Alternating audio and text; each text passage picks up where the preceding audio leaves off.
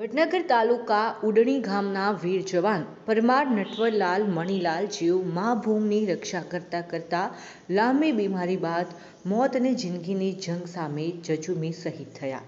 જ્યારે તેમના દુઃખદ સમાચાર તેમના પરિવારજનોને થતાં પરિવાર પર આફ ફાટ્યું હોય તેમ તેમનો પરિવાર શોકમગ્ન થયો અને જોતજોતામાં આ સમાચાર વાયુ વેગે સમગ્ર વિસ્તારમાં પ્રસરતા આસપાસના તમામ જ્ઞાતિના લોકોમાં પણ શોકનું મોજું ફરી વળ્યું। દેશના વીર જવાનની પ્રશાસન દ્વારા તેમના પાર્થિવ દેહને વેવેટ હોટલથી તેમના માદરે વતન ઉડણી સુધી અંતિમ યાત્રા કાઢવામાં આવી હતી, જેમાં હજારોની સંખ્યામાં લોકો જોડાયા।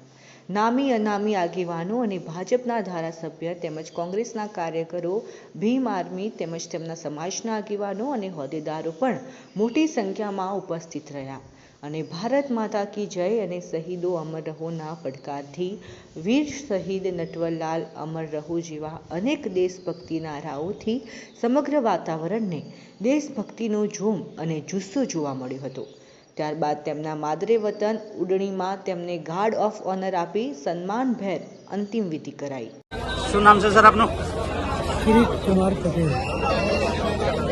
અચ્છા, આજે જે ભાઈ શહીદ થયા વિશે શું કહેશો આપ? આજે જે આપણા ઉડણી ગામના અને વીર શહીદ નટવરભાઈ અંતિમ યાત્રા છે રસ્તા પાસે, જેમાં તાલુકા અને ખેલારુ તાલુકાના કાર્યકરો ખૂબ જ મોટી સંખ્યામાં ઉપસ્થિત થયા છે। અત્યારે એમને અંતિમ વિદાય આપવા માટે તૈયારીઓ બધી થઈ ચૂકી છે અને લોકો ખૂબ જ લાગણી સભર સાથે શહીદ જવાનને વિદાય આપવા માટે એકઠા થયા છે।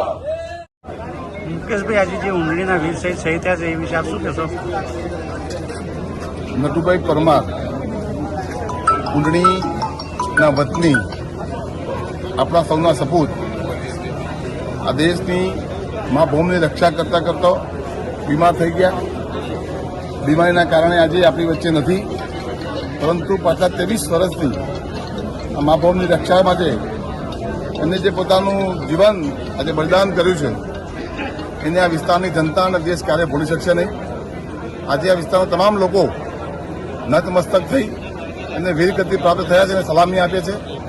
અને જ્યારે એક જવાન પોતાની દેશ સેવા કરતા અંતિમ શ્વાસ લે છે ત્યારે નજરમાં માત્ર તિરંગો હોય છે અને તિરંગાને ધ્યાનમાં રાખી અને જ્યારે એને પોતાની જાન પણ આપવાની હોય છે ત્યારે હસતા મૂકી જાન આપતો હોય છે।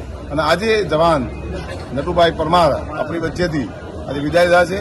આપણે સૌ અશ્રુભરી આંખે એમને અંતિમ શ્વાસ લેતી વિદાય આપીએ છીએ અને કાયમ માટે આ વિસ્તારની જનતા એમને યાદ રાખશે એ પ્રકારની આ વિસ્તારના લોકોએ નોંધ લીધી છે આજે। અને ખૂબ મોટી સંખ્યામાં તમામ જાતિ ધર્મ ભૂલીને આજે આ લોકો એમને બિરદાવવા માટે અને શ્રદ્ધાંજલિ આપવા માટે એકઠા થયા છે।